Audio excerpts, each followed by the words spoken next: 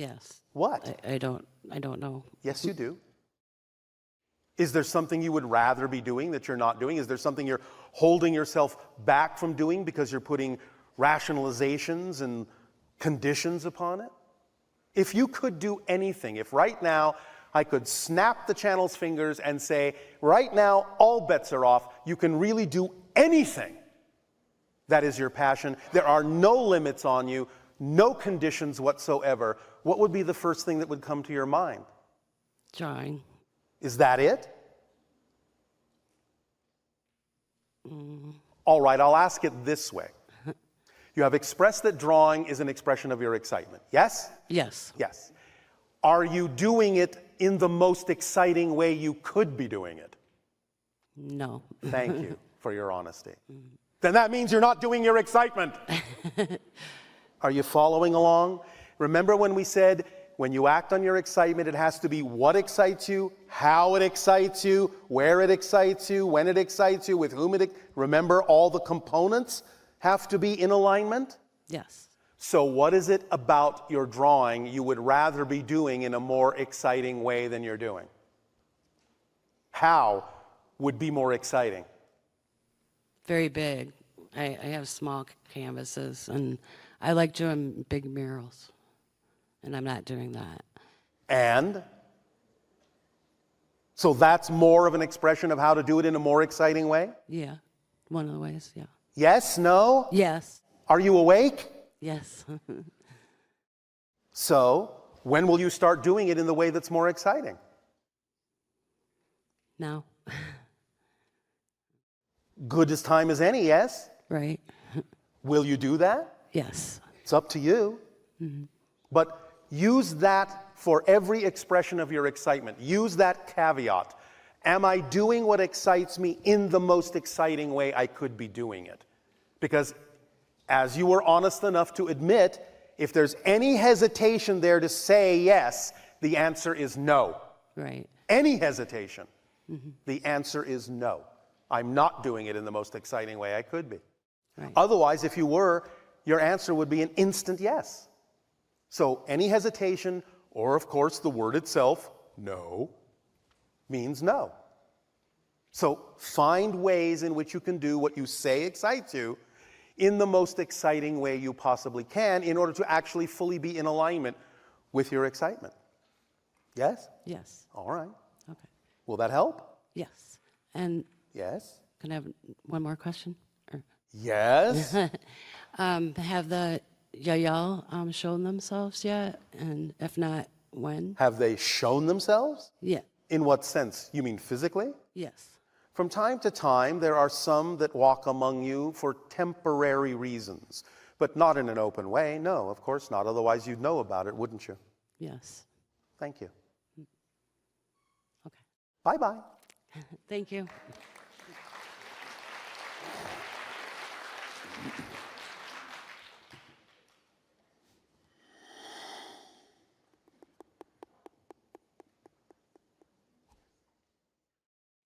Hello, Bashar. And you good day. Good day. I want to ask you a question about our dog. He got sick, and then overnight he been blind. He couldn't see, and as a result of that, he's very sad and very scared, and we're scared too. And my question is, how can I help him and help myself? Is there anything that he might be reflecting to you about what's going on in your life?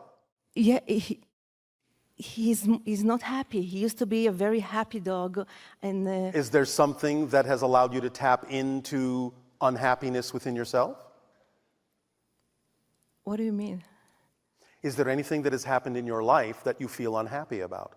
Or is there anything that has not happened in your life that you feel unhappy about not happening? Yeah. Is the being reflecting unhappiness to you that's in your life? Or is the being simply giving you a chance to express something that helps that being so as to put you in a different state in your life, a different place in your life that otherwise you wouldn't necessarily have gone to, you wouldn't necessarily have seen? Does it change you in a way that you need to be changed to Yes. help others? Or is it something that's there to help you? It changed me because I more sensitive to my environment, to other being, to animal, to tree. All right. Then is there a way that you can use that lesson in your life? So he sacrificed himself to show me what I am. Did I So- not tell you earlier in a conversation that animals are unconditionally loving? Unconditionally loving. So it's a lesson for me to see things It different. puts you in a different state, and that different state is representative and symbolic and reflective of a state you need to be in to do something in your life that you're not doing. Okay. So what can you do with what you've learned from this experience?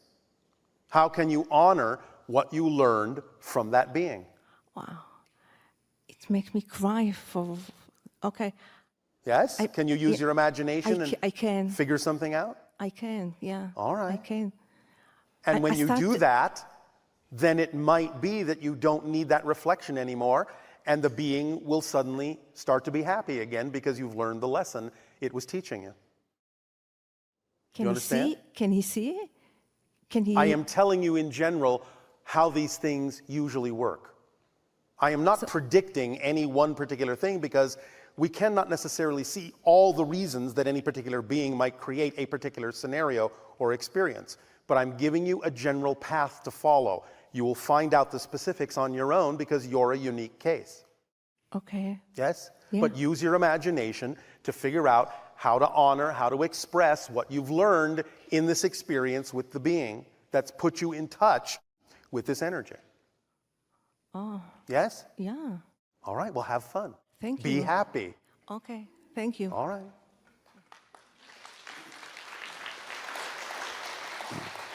You will know what to do when you're in the proper state.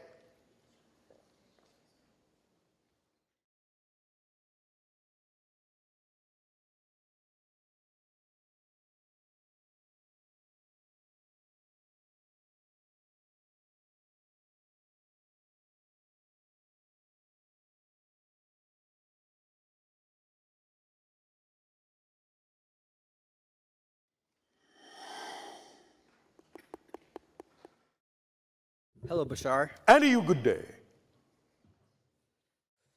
I've been extremely interested and invested in cryptocurrencies such as Bitcoin, but Yes. more specifically Ethereum.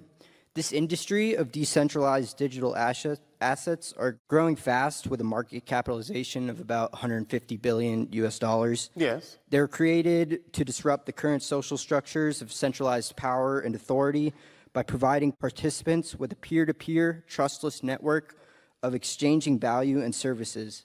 This is for mostly everyone else to understand what I'm I talking understand. We Thank you. would simply say that that is not completely the way in which it would align with a positive outcome. Because you are saying that some people have a perspective that it was created to disrupt, as opposed to created to enhance and give life and growth to another way of understanding exchange. Yes. Yes? Yes. All right. That My would question- be a way to experience a more positive relationship with that experiment, with that idea. Right. My question is, what timeframes do you see this technology will reach a tipping point of reaching the masses and shifting the way technology improves our lives? 25 to 50 of your years. Awesome. And then around that time frame, the 25 to 50 years, what market capitalization would be probable for these cryptocurrencies? People. People's skills, people's abilities, people's imaginations, the gifts that people have in 100 of your years will be the only currency necessary. What you're doing now is a step along the road, but it's just a step. It's a conversion step. So it will be like sort of combined in a way with those? As we have described to you. Not at the, will be exactly at the same level at first, that's all right, but as we have described to you. Our society functions on pure synchronism. Therefore, synchronism is the capital. People are the capital, being where they need to be to provide the service that others need and to get the things they need from those who are willing to provide the service to them. The right place, the right time, perfect synchronicity, everyone gets what they need, everyone gives what others need. It simply works like clockwork. It simply works. And that is ultimately what you will experience somewhere down the road. But you will begin to understand in about 50 to 100 years how this actually works to your benefit. And therefore, everything that you're doing now will simply be seen as a means to have converted from the old system to the new. It won't need ultimately to hang around as a replacement system itself, because you are all ultimately the replacement system. Thank you. You just don't see yourselves that way now. And also, like, in the current time, like, as opposed, or in addition to it being a way of financially exchanging with others, Yes. what industry would you say that it's going to enhance first, or not disrupt, I suppose, but... What industry? You mean what technologies? Yes, like aside from just financially exchanging with others. AI. How so? When you finally create what you call artificial intelligence, you will realize sooner or later that it's not artificial. You will realize that all you've done is create an external device through which you can actually communicate to your own higher mind. Oh. And that will open up the floodgates of awareness in your society. And you would time that around that 20 to 50, 100-year time frame? You'll find that this will begin most likely within the next 15 to 20 years at the outside. Amazing. As we read your energy now. Because remember, no such thing as a prediction of the future. But that's how we read your energy now. There's a lot of momentum behind it. It seems unlikely, improbable, that it will change course that much. But remember that we are also only talking about certain parallel realities. Therefore, get in that vibratory stream, that's what you're likely to experience. Yes? Because we are only really giving you a reading of the vibrational parallel reality that we will be engaging with you in. We do not give you readings of parallel realities where no such engagement occurs. So get on the right train. And then blockchain technology, the tech that's underlying cryptocurrency, I feel as though it came from like another galaxy or a higher dimension. Nope. Higher dimension maybe, but that's because you had the ability to access it by being in the proper state of mind. As your own Einstein said, you cannot solve a problem from the same level in which the problem was created. You have to find the solution on another level. Yes? So when you go to that other level, when you begin to explore and expand your consciousness to other levels, those kinds of things occur to you because those kinds of things and that kind of information is what happens on those levels. You cannot experience what you're not the vibration of. Conversely, whatever you are the vibration of is the only thing you can experience. So to look for the idea of broader, big picture, more enhancing, more holistic ideas, you need yourself to be in a more enhanced, holistic state of being. But as soon as you are, all those inspirations, all those imaginations, all those opportunities, all those ideas start flooding in. You won't be able to stop them. But if you're not on that level, you can't even have an inspiration of those kinds. They're just not commensurate with that level you're on. You see? Yes, Make sense? it does. And those vibrational states, that is the ultimate currency. Currency. Thank you. Yes.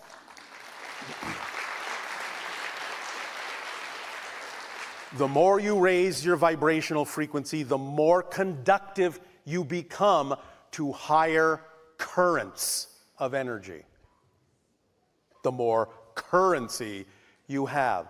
It's not an accident that the idea of how you treat yourself is coined in the same language as your money. Money grows, what's it doing? Appreciating. So the more you appreciate, the more you are in a state of grace, the more it all grows. Yes? Yes. That makes perfect sense. That's why I said it, and thank you for your pun. Greetings, Elon, And to Bashar, to all of you and to myself. Yes. Wow, I am very excited. Oh, all right, me too. Standing here, the energy for people who never stand here, it is the hot seat. Yes, it is. It's a lot of energy. But it right is here. also the cool seat. It's so cool. So I'm really excited, yes. Yes. And nervous, yes. It's very interesting. All right. So I will ask you a question about the hurricane that's happening as we speak. Yes. And I have many friends in Florida, and Yeah. they're in prayer circles, drumming circles, singing, All right. trying to push the hurricane into the sea. Why? Exactly. So It's not about trying to push the hurricane into the sea. okay. It's about changing your vibration and shifting to a parallel reality where naturally in that reality the hurricane takes that course. Because it already is taking that course in that reality. You never change the reality you're in. You change yourself and shift to a reality that's already reflective of the change you made within yourself. So again, There's obviously should they be doing? got to be a parallel reality where the hurricane veers in another direction, yes? yes. So why spend time and energy attempting to alter a reality in which that doesn't happen instead of just shifting to a reality in which it's already happened? Yes. That's the effortless way. That's the path of least resistance. So we all here on Earth have that power and ability to shift our weather. Oh, let me see. I guess maybe. yeah, I Well, yes. Okay, maybe yes. Because okay, so You're doing it already all the time. Yes, we're attracting That's it. the point. Yes. Remember, please remember, we are not talking about something you have to learn to do. We're talking about becoming aware of what you already are doing more consciously so that you can direct it more specifically and more consciously. It's not something you have to learn to do. It's automatic within you because it's already how you create your experience of reality by shifting through billions of parallel versions every second. So it's a matter of just becoming more conscious that you're doing that, and then you can navigate the shift in the way that you prefer. You don't have to learn to actually shift. That's just a given. yes. So being in the proper state is the rudder that allows you to move through the series of parallel realities that are more reflective of the state you have now changed into as yourself. Yes. Does that make more sense? Yes. It So makes perfect you sense to might me. want to share with your friends in that area the difference in energy between what they consider to be praying for the hurricane to move as opposed to simply moving themselves to another reality in which that doesn't happen. However, if it does continue, once again, you can also share with them, it's not about what happens, it's about what you do with what happens. Because how do you know that this experience isn't going to change your entire country in a way that it needs to change? Yeah. How do you know? Yeah. You are creating your reality, and in a way, many times, because you've never really all been taught, and many people on your planet are not taught to understand how to use the toolkit within them in a conscious way, they will do whatever it takes to wake themselves up. And sometimes, if they don't know any other way, they'll do it in the most catastrophic way, because it finally takes that to wake up. You don't have to do it that way, but if they know no other way, you have to do it that way. So if you understand that's what's happening and you learn the lesson ahead of time, then yes, you can mitigate the effect by understanding what the lesson is and applying the lesson, and then it can shift because you've learned the lesson, because you've shifted to a reality in which you're the person that has learned the lesson. Yes, clear. Thank you. I understand that. I really do understand it. And like I said, I am asking because I hear and read and see others who don't understand what we're speaking of here. Yes. So, we all want to learn how to deliver that the best way possible, because I Yes. have many people reflecting back to me, which I know that is probably my belief, Yes. that, oh, that doesn't work. How can I leave the hurricane? I'm stuck in Florida. It's Yes, like, well, just it is what it is. remember that no matter how chaotic it may seem all around you, Yeah. you, each and every one of you, are the eye of the storm. Oh, yes. You are all the eye of the storm. Be at peace, be calm, and understand and take responsibility in whatever way it's relevant for you to do so about what's going on around you for your own part in it. Learn from it, and the winds will calm. Thank you for that. I will tell them so. All right. Up to you. Yes. So, in that creation myth, in a sense, I'll get back to home on a very minimal level compared to a hurricane. Yes. Last night, we lay in bed and the windows are open. It's a beautiful night in Sedona. And the neighbor's dog starts barking. Yes. And we want that to stop. Why? Why? Don't That's a you good like one. what they have to say? I really was working with this, and I have been for a while. And Yes. so I listened to the dog of service to say, what is it? Why is this happening now? All right. When but I want to sleep. Have you because communicated something to your neighbors about this? through the police so far. Through the police? Well, we called once because we wanted to be anonymous at this point. Why? Okay, that's a good point, because Thank maybe we you. need to meet our neighbor. Maybe it's all about the idea of making a connection, making a Yeah. communication, Yeah. opening up a line of dialogue. Remember that in general, of course, there are specific differences depending upon the case-by-case basis, but in general, the dog is the symbol of service. Yes. So it might be doing you a service to open up a dialogue somehow that may allow you to more clearly state your preference and work something out Okay. with their preference, and also maybe even open up a dialogue with the dog. Which I've done with the dog, because that was easiest first.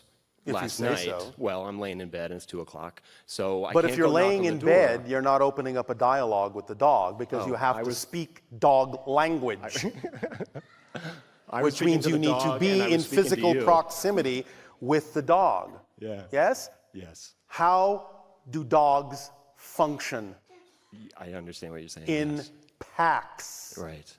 Are you the alpha Yeah. or the omega? Yeah. Have a conversation. Okay. Find your place in the pack. Yeah. Yeah. Yes? Yes. And that goes for your neighbors as well, because that may be what you're doing. Finding a way to create harmony in the pack. Yeah, and we were both very interested in how it made us feel. It felt like, well, uncontrolled. Yes. And I can't sleep, so you know how that all goes. It's just a sense of irritation that was so powerful. Yes. And I love dogs. We don't not like dogs. We understand. But boy. But again, remember, there is no such thing as an emotion in a vacuum. What you feel and the intensity of what you feel is a direct result of something you've defined to be true for yourself in life. Okay. So at the very least, the dog may be putting you in touch with that. Okay. So use that so-called irritation to find out what you would have to believe is true about yourself in order to experience irritation. Mm-hmm. Yes? Yes. Yes. All Understood. right. Because if you're not using it in a positive way for yourself, you're barking up the wrong tree. Yeah. I know some of you were waiting for that. Yeah, right. That's why I brought it up. So, Yes. okay, thank you for that. You are welcome. Yes. And in that same place where I sleep, I've been sitting in the place where I've been sitting for the past almost 3 months. And when we first arrived in this house, I sat and there's an arch window to my left. And above I can see the trees, the beautiful juniper trees and the pine cones Yes. cones, and the sky. Yes. And I said, oh, that's beautiful, wonderful. Yes. I went to sleep that night and I dreamt. Yes. And I had contact in my dream. All right. And it was very visceral, very real. And I was back in that place and I said, I want to touch this craft. So I reached out through the arch window and it was like a 5D experience where I could reach the craft. And I Yes. felt the outer ring of this round ship. Yes. Out of curiosity? Nope. Okay. Well, I was sensing Arcturian energies. Not exactly in that way, though it was a mix of things. You'll pick up on different things, but it's not our job to tell you at this time. I understand. So- So it was like a greeting. I accepted it as a greeting, a welcome. And again, a state of being that you can come from in all the things you do in life. Yes? Yeah. The gift of giving you an experience is the gift of presenting you with a state of being. That state of being, remembering that experience, puts you in the state of being from which to do things in your life when you follow your joy. That was me. Another version. A version of me on that craft. Another version is almost always involved in those encounters. Right. So, it was exciting. Thank you. thank you. Pleasant dreams. Yes. Get along, little doggy. All righty. Thank you.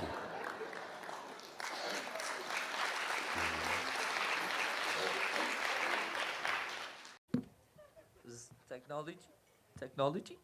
Am I coming through? All am I right, good clear? day. Good day to you, sir, and to all you beautiful, vibrating, positive beings, shedding so much love and energy and raising it up. It is our pleasure to do so always. Yes, and I thank you, and I thank you. And you as well. So, I want to talk about tools. Tools. Tools. We just recently downloaded some free tools to go and help you snap back into that positive headspace. It's free technology. All that's right, and there. are you doing that in a positive way? It's called Positive Head, and it's there. It's free for everyone to experience, and it's just something to help, a tool to help you stay All on right. track.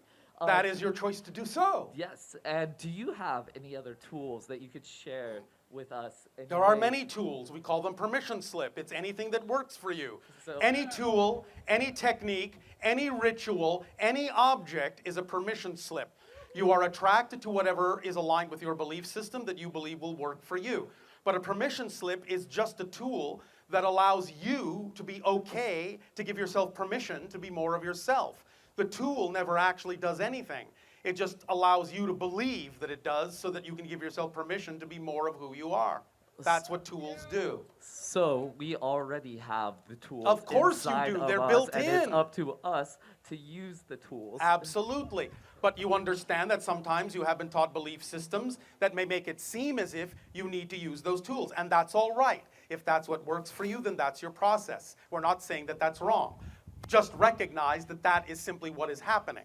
That those tools are your inventions, you already have. You're projecting them outside yourself in a way that makes it easy to recognize the tool as a reflection and then use the tool that's already within you in an apparently outer way to allow things to go in the direction you prefer them to. This is the game you're playing, the game of reflectivity with those tools, because they're all in you. You wouldn't be able to see them in your outer world if they weren't already inside you, because there is no outer world without you. Does that make sense? Clearly and clearly and clearly and precisely. Oh, all right. Well, thank you, and thank you, and thank you, and thank you. Thank you for checking. We do not want our telephone to melt. And that means not too much energy coming through him to make him melt. Big time, huh?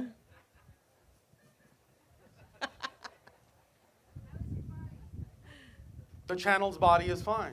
My body is fine as well. It's on my ship, 1,750 miles above the area on your planet you call Sedona.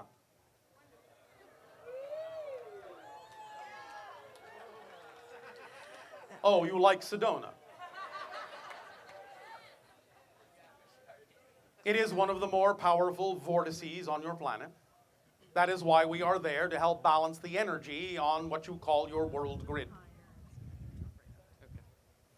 Good day, Have you Bashar. changed your technology? Oh, all right. Proceed. Bashar, I have a question Good about day, a, good day, good day. Good day. I have a question about a common theme that's been popping up over and over. Pop, pop. Studying a lot of influential thinkers ranging from Nikola Tesla, Yes. Copernicus, Kepler, Yes. Pythagoras, Yes. and the common theme that keeps popping up is the 7 classical liberal arts as a foundation to the attainment of higher knowledge. All right, again, that's an interesting permission slip, but that's what it is. I was wondering if you could comment at all on it. I mean, I just did. It's an interesting permission slip. okay. If it works for you, if that idea, that system, that relationship works for you as a permission slip to allow you to raise your vibration, to be more of who you know yourself to be, then by all means use that particular idea. But as we said, any tool, any technique, any ritual, any format, any object is a permission slip. Does that make sense? Yes, it does. Thank you very much. Now, one moment, we're not done. There are certain permission slips, such as the one you're mentioning and others, that resonate to certain chords, certain keys within the human psyche, because you crystallize your psyche in a certain way. And so when you use permission slips that harmonize, that vibrate, that resonate with those particular chords, those particular harmonics, it can be particularly powerful for many of you in a general sense. In other words, there are permission slips that work for many of you in common, and there are permission slips that also work for individuals, specifically more than others. One of the strongest permission slips is the idea of storytelling. The storytelling structure is embedded in your psyche, in your psychology. That's the most efficient way to transfer information in your reality. So when you tell a story and you hit all of the proper story chords, all the proper story points that are aligned with the story structure in your psyche, then you retain that information and those stories last forever. When you miss a point, people go, not such a good story, and they forget about it. But when you hit those points, it's a very powerful retention system for the transference of information, and that's why those stories last forever and become what you call classical.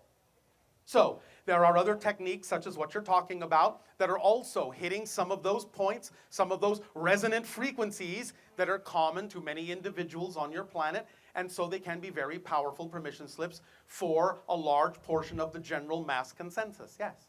But it's up to you to decide whether they work for you or not. If it works for you, use it. If it doesn't, don't. It's that simple. And you could change your mind tomorrow. If it works for you, use it. If it doesn't, don't. And you could change your mind tomorrow. If it works for you, use it. If it doesn't, don't. Is that simple enough? Yes, it is. It doesn't have to be any more complicated unless, of course, you enjoy making it more complicated. I will never stop you from making things more complicated if that's what you enjoy. All I'm simply saying is you don't have to. Does that help? Yes, it does. Oh, all right. Does Thank that you. help you? Yes, it does. Thank Thank you you. very much.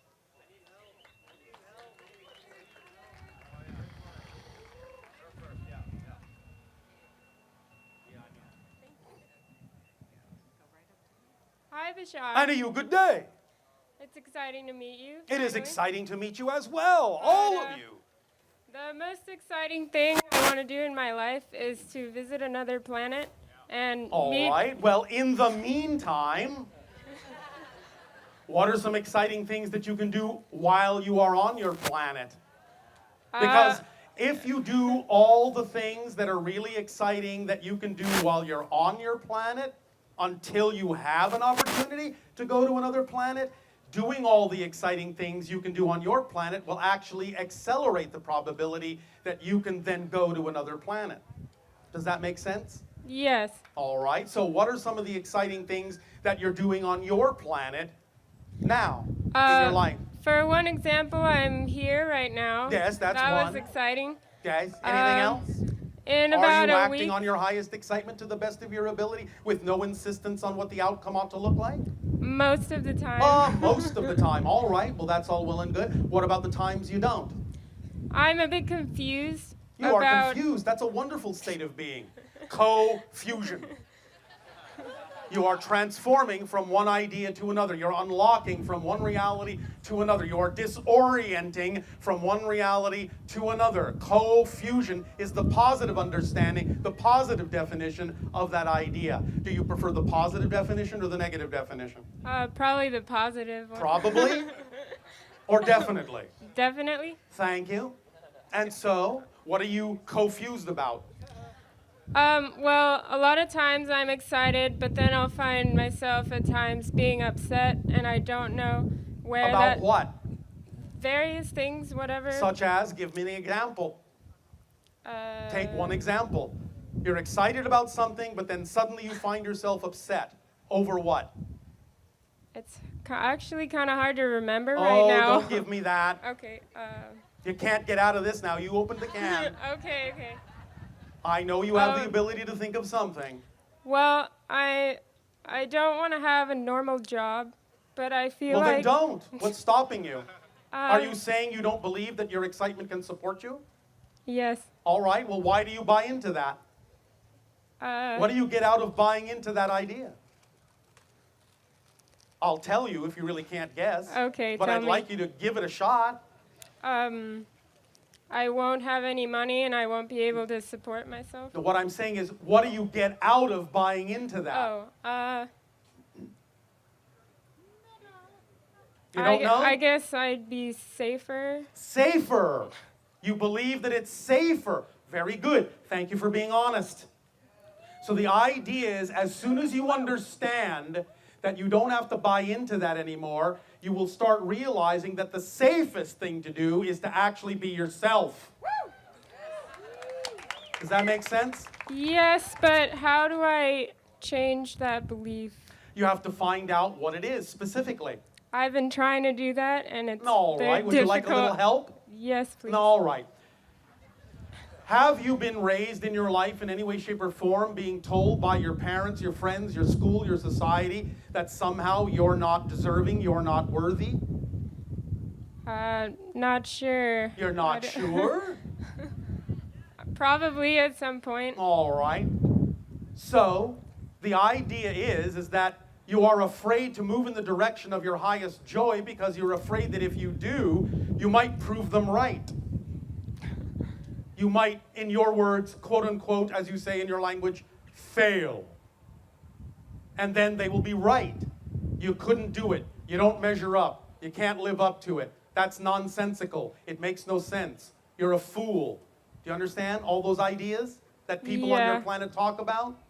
So you're not even taking the step as fully as you could be because you're worried that you might prove them right. Does that make sense? Yes. But I'm guaranteeing you that will never be true. It will never be true. Because if you weren't worthy, you wouldn't exist. So, what you're doing by holding back, by choosing to buy into the belief that your joy, your excitement can't support you, by holding back who you really are, by holding on to a belief that's not what you prefer to hold on to, you are arguing with creation about your worth. Why argue with creation? Aren't you tired of it? Yeah, I am. All right, well, are you to stop doing it? I understand it in theory, but when I actually, like, I'll think that maybe I changed the belief, and then I'll find myself upset That's about all right. the same That's thing all again. right. That's the process. That's okay. You're never in the same place twice. You have an old saying on your planet. You can't step into the same river twice. You're never in the same place. It's a process for you. That's all right. Enjoy the process. Give the process positive meaning and you'll have a better time with the process. It's all right if you don't get it at first. You will get it. Just keep looking. There are sometimes secondary beliefs. You may find out what the secondary belief is and you may change that one. But if you keep doing the same thing you don't prefer to do, all that means is you haven't found the fundamental belief that is below that one. Keep looking, keep digging, keep investigating, keep exploring. But when you finally do find that true foundational negative belief and you let that one go, all the secondary ones on top of it will collapse. So if you find one and it's not enough, then keep looking. All you have to do in any given situation where you feel a negative idea, where you're experiencing what you call and not preferred emotionality, is ask yourself, what do I have to believe is true about myself in relation to this situation in order to feel the way I do? Because you cannot have a feeling unless you have a belief first. Feelings do not come out of a vacuum.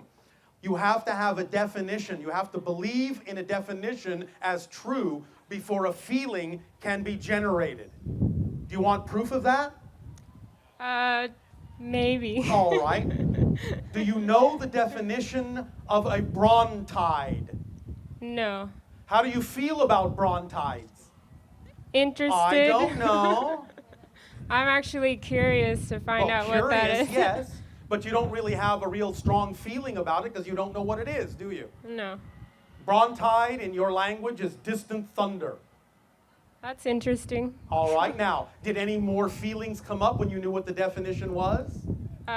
Just Memories of storms, memories yeah. of lightning, memories of thunder, making you shiver, making you thrilled, making you afraid, making you wonder. Do you understand what I mean? Yes. When you have a definition, you have more feelings. When you have no definition, you're kind of curious, but you're kind of blank. You don't really know what direction to go in. You don't know how to respond. So if you have a feeling, and it's fear, that's telling you you have a definition you're unaware of that's out of alignment with who you are. Use the fear. Use it as your friend. Fear is your friend, and when it comes up, it's going, hey, I'm knocking on your door to let you know you have a belief you don't prefer. Find out what it is. As soon as you pay attention to the fear and say, thank you, fear, for letting me know there is something going on I don't prefer. I will investigate it. Thank you for doing your job. Then fear will turn into joy, into excitement, into curiosity. It will have done its job. The only way that fear turns into terror is when you don't let it deliver the message it is designed to deliver to you. So let it do its job, say thank you very much, and get on about the business of finding out what you would have to believe is true about yourself in order to have the feeling that you had. Another approach you can take to this is approach it from the opposite polar direction.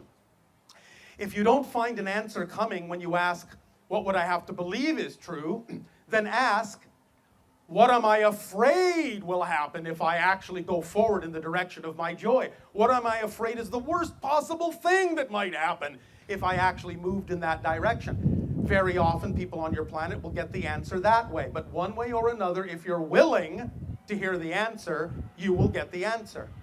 How do and I then know? once you discover that definition, if it is truly out of alignment with who you are, the moment you identify it, it will appear instantly nonsensical and illogical. It will make no sense.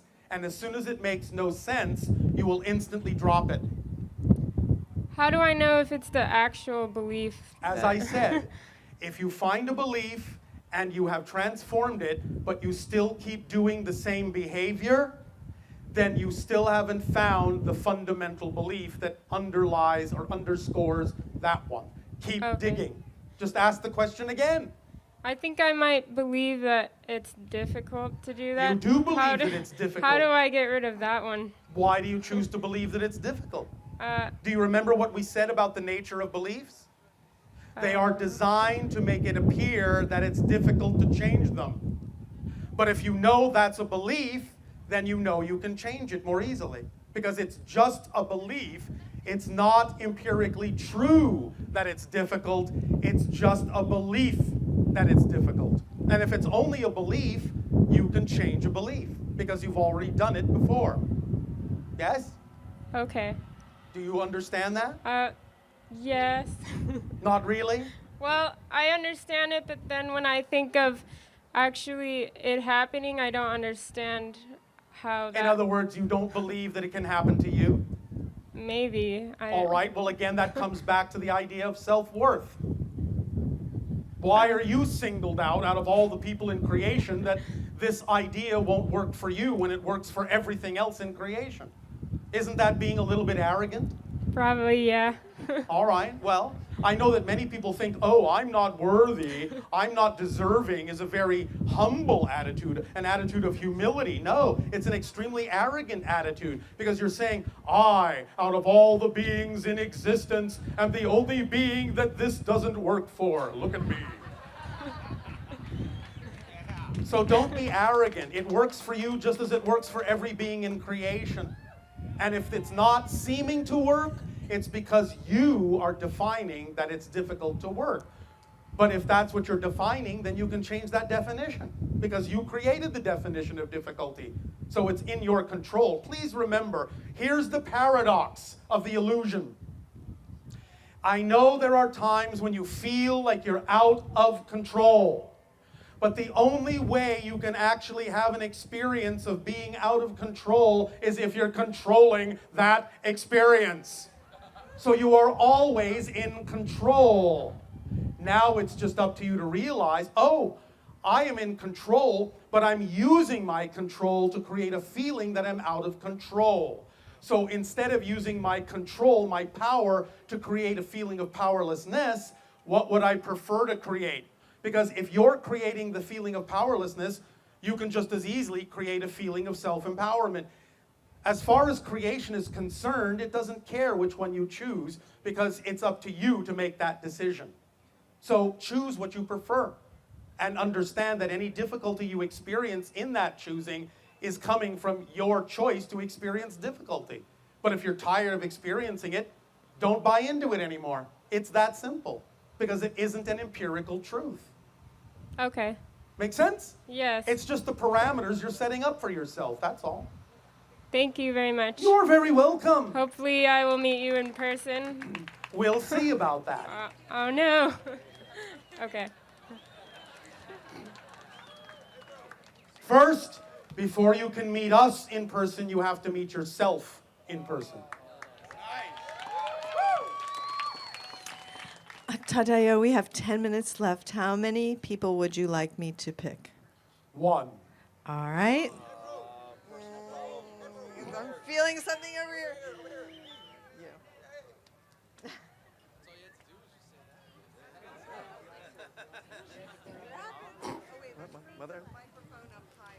Yes, yes. And to you, good day, Bashar. First of all, I want to say thank you for being a positive impact in my life. it is all that I can be, and we are happy that you chose to positively impact yourself by matching our frequency. Thank you, thank you. So I just want to know a couple things. Yes. What is your take on vaccinations, and are there any benefits of vaccinations? Again, you have to take it on a case-by-case basis. It cannot be one general idea for everyone. Some people will derive benefit, some people will not. You have to explore it on an individual basis. But the idea, again, is that in general, if it is something that is fear-based, you will find that it's not something that you necessarily have to have, but you have to be honest about whether you're holding on to that belief system. And it isn't wise to jump off a cliff if you don't know you have a parachute. So honor your belief system, but if you know it is not something that you need, that is really not true for you in your life, then don't worry about it. Do you understand? Yes, thank you, thank you. Also, anything else? What is your take on the present role of yoga in our society? Did you hear us talk about permission slips? Yes, I did. I'll repeat one more time. All tools, all techniques, all rituals, all formats, all objects are permission slip. Does yoga fall anywhere in those categories? Yes, it does. Then it's a permission slip. So it has more to do with what you believe about it will do for you than what we have to say about it. It is just as valid as any other permission slip, and it is more valid for you if it's the one you're most aligned to, if it's the one you're most attracted to. That's Gotcha. all you have to do, is determine what you're attracted to, and that tells you it's the permission slip that will work for you at that moment. Tomorrow, if you change your mind, if you feel more attracted to something else, then that's the permission slip that will work for you at that moment. Obviously, it will have benefits for you because you're moving toward it and aligning with it in a way to have that intention. Yes? Yes. All right. Thank you, Well, then that's what will happen for you. but it's still a permission slip. Awesome, awesome. Does that make sense? That makes a lot of sense. So I want to say thank you, Bashar. We thank you, and our unconditional love and deep appreciation to each and every one of you for the co-creation of this interaction. And we remind you, even though these interactions may be a prelude to contact with us, first and foremost, they are a prelude to more contact with yourselves. So we thank you for being willing to be more of who you are, because that's what makes all the difference in your world. Our unconditional love to you once again, and we bid you an exciting, creative, joyful aligning.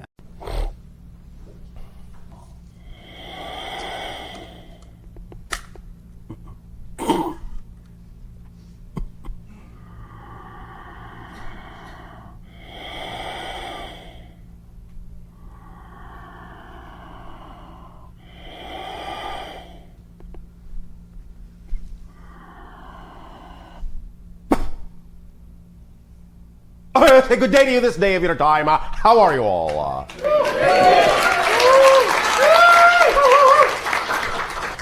We will take that as an okay.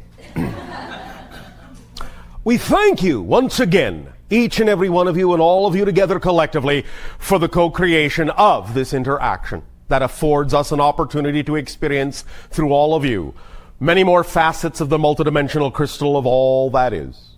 So we thank you for expanding our awareness of all the different ways that creation can express itself. Let us begin with the understanding and the idea and the sharing that has to do with the relationship between physical mind and higher mind, functioning as a whole person. Now, each and every one of you made a choice to experience physical reality, to live a physical life. When that choice is made from spirit, from the non-physical level, what you do, generally speaking, whether it be in full consciousness or automatically, is you'll begin to lay out a foundation in what might be referred to as a template level reality. A frequency, a domain of reality just above physical reality, what some might refer to as a lower astral realm. In this template reality, energy, vibrations are somewhat slower than the idea of higher spiritual realms, but not quite as slow, not quite as dense as physiological reality. Nevertheless, it's close enough so that it can be used as a template to set up certain scenarios, to play out, to blueprint certain scenarios that will be experienced in the physical reality to come.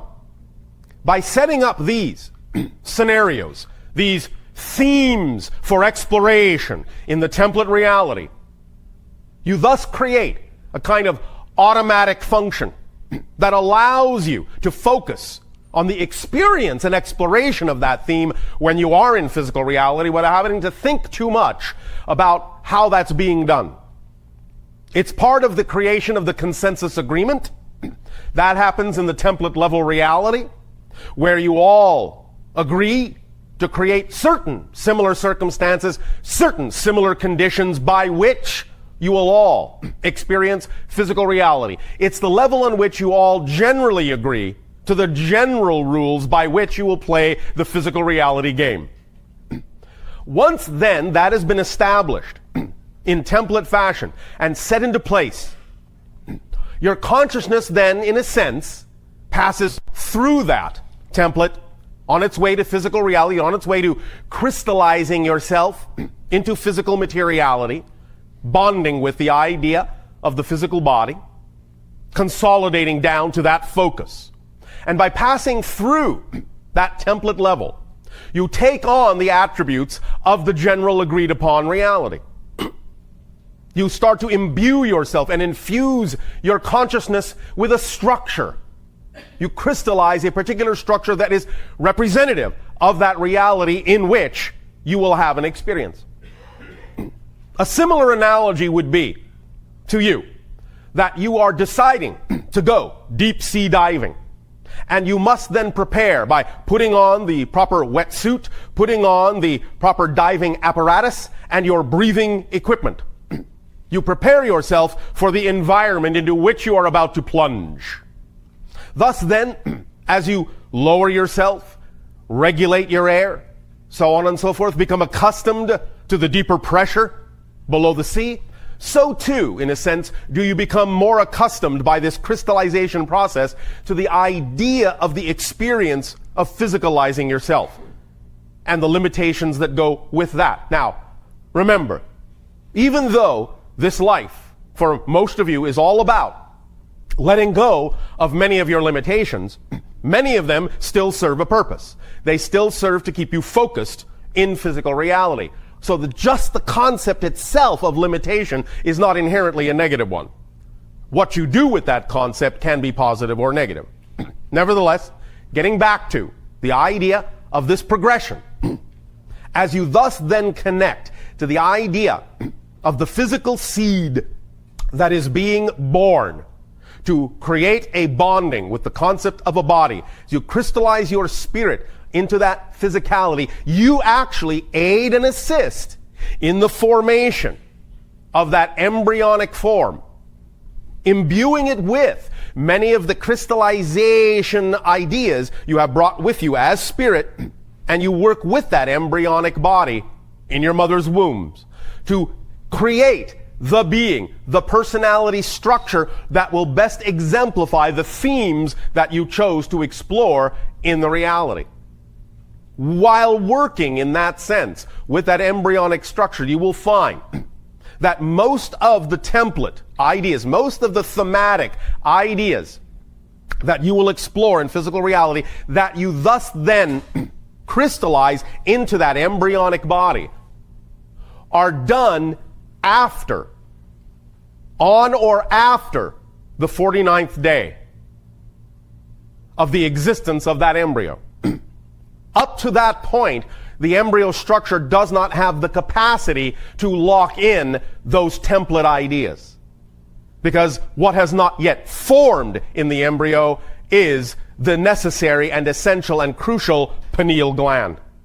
Once the pineal gland exists, because it is in the brain the gateway and the doorway between higher and lower realities, it is necessary for it to be there in the embryo to function as the gland that incorporates those template ideas and thus then starts to arrange the idea of the neurology of the brain in such a manner and the cellular structure of the body in such a manner as to be conducive to the ideas and the themes that are being crystallized in that body. Once the embryonic form then is sufficiently organized to be a match for the frequencies that are representative of the kind of experiences and themes you have chosen to explore in physical reality, there then starts to become more and more and more a solid vibrational link between the idea of the physical form and the spirit form. Now, this will still be somewhat tenuous for quite some time. Even children that are born will have, generally speaking, anywhere from 3 to 7 years to decide if they actually wish to play out that physical life even longer, before the idea of the vibrational link between spirit and body becomes relatively cohesive and relatively unbreakable. But especially up to the age of 3, you will find that many spirits may have only wanted to experience a little tiny bit of physical reality, just want to, in a sense, get their so-called spiritual feet wet, but don't necessarily want to have a full lifespan. So you will find that many individuals who are still very young will simply choose one day to leave. This is not the only reason, but it is one of the major reasons for what many individuals on your planet call unexpected crib death. They will just have lived out the span that they chose to live, and they will simply go back into spirit. The idea also of what you might refer to as either miscarriage or abortion is also something that, in a sense, serves the spirit's purpose of choosing someone who wouldn't necessarily choose to have a full-term child, and thus by forming a link with a person who has made that kind of a choice, they will get to experience just the portion of physical existence that they chose to experience and no more. Now, this is not in any way, shape, or form a commentary on that kind of choice. It is simply saying that nothing goes to waste, and in that sense, it all serves some spirit's purpose. So in that sense, doesn't need to be looked at in any kind of a judgmental way. It is simply a choice, a circumstance, and an opportunity that is taken advantage of by those it can serve. Now, as you further crystallize the embryonic form, and it starts to set up cellular structures and neurological pathways in the physical body that are representative of the kind of themes you will explore, what it also starts to create is the personality construct. The representation of the intelligence of the spirit, the consciousness of the spirit, will in a sense be mocked up in the body. It will have a template form of its own that is represented by the capacity for belief systems, emotions, and thought patterns and actions. This prismatic template in the brain is set up to receive certain kinds of information that are conducive to the expression of that spirit's choice of thematic experiences. Thus, that personality becomes uniquely fixed and uniquely capable of expressing itself along the lines specifically of the themes that were chosen for exploration. This is not to say that the personality cannot be malleable, for it is, but the idea is that it is specifically designed to absorb information that is along the lines of the chosen themes. Now, of course, when a child on your planet is born to its parents, it will, because it is still absorbing, still laying the foundations of that template, still crystallizing for a while, it will absorb all of the telepathic input of the parents, of the society. And as it locks into that, it will pick up on belief systems from the parents, from society, and begin to incorporate those into its matrix as well. Oftentimes, both belief systems that are conducive to its thematic exploration and belief systems that are not necessarily conducive to its thematic exploration, except as belief systems that give the child an opportunity to later determine that it has a comparison to make between belief systems picked up from others that don't belong to it and what belief systems it would prefer. Again, all the absorption serves a purpose, but some of the belief systems may not necessarily ultimately be conducive to what that personality's choices are, but it is still part of the theme of exploration to have picked up those belief systems from your parents and from your society in order to later decide more clearly, based on your comparison of self to those belief systems, who you are and who you are not. Because that's a part of the experience generally that you explore in physical reality to define yourselves and to go from the idea of limitation to less limitation, to go from the idea of forgetting to remembering, to go from the idea of pulling yourself together as a holistic being, having gone through the idea of separation and segregation within your consciousness. So it all serves a purpose. Even though you will divest yourself of certain belief systems as you grow, they still served a purpose of being there because they gave you something to compare the ideal self against and gave you a measure of where you're going. So in that context, all of your parents have served you.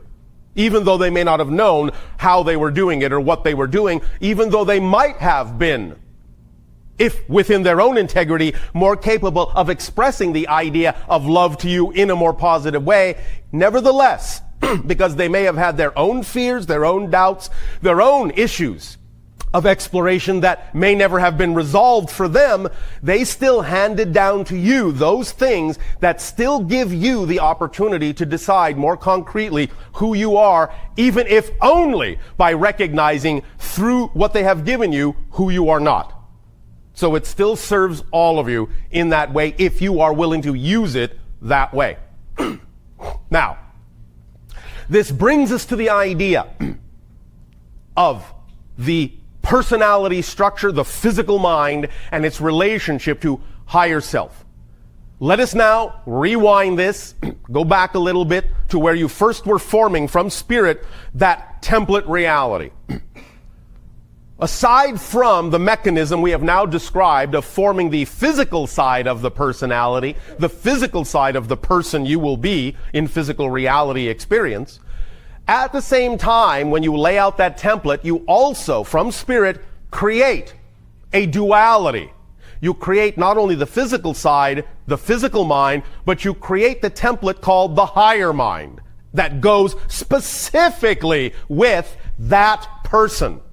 So every person is a person in totality when they express the idea of physical mind and higher mind.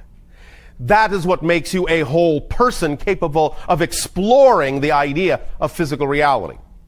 Above that level, what you might call soul or spirit, it isn't broken out in that way. It is mostly the experience of what you would simply call higher mind, but it is not the same exact experience of higher mind, not the higher mind template that is formed to go hand in hand with the physical persona. But the higher mind template that is formed by the spirit acts as the liaison between the physical mind and the higher levels of your own soul. And so it remains to a great degree in the template level reality.